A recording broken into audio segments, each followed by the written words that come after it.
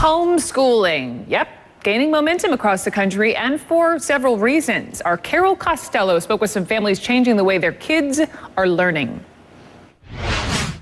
Isabel, you're next. What card do you need? It's not your normal classroom. Oh, okay.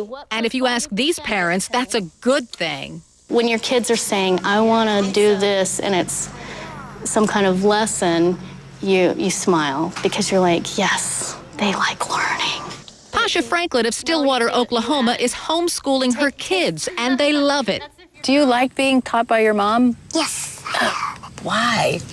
Because I get to be with my family. How does your mom make it fun to learn? She does activities, cool activities. And it seems Parker's not alone. According to the U.S. Department of Education, 1.5 million kids are taught by mom and dad. That's up 74% since 1999. What do you think the biggest misconception people have of homeschoolers? Besides being weird and wearing our hair in bun and denim jumpers. We're just like everybody else. We're not super moms. You know, it's a decision just like public school, private school. Now, what can you tell me about greenware? A lingering misconception is that the main reason most parents decide to homeschool is for religious reasons. That's not quite true anymore. 36% of parents do homeschool primarily to teach their kids religious and moral values.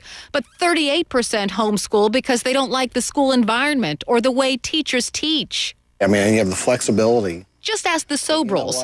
They're homeschooling 5 children. Well, just you're taught that, you have to go to, A, B, and C. And if you're not excelling here, you must have something wrong with you. What we've learned now is very unnatural, putting 20 children in a room learning with one teacher on the same schedule, the exact same material and in the same way is actually quite unnatural. What is natural for these parents? Homeschooling communities, in effect, shadow schools, where their kids can socialize and parents can share learning techniques. There's more resources available today.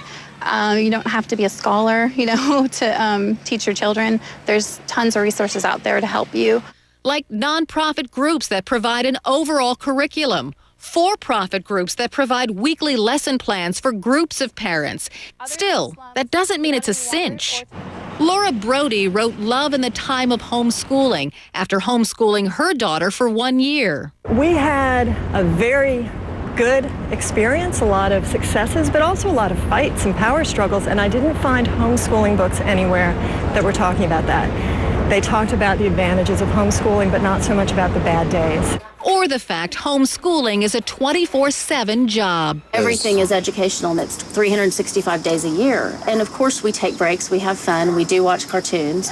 We don't just have a time when we turn learning on and learning off. Do you know where we get volcanic ash? But for a growing number of families, homeschooling is the best way to raise, as these parents would say, well-rounded kids who will become not just smart adults, but good people.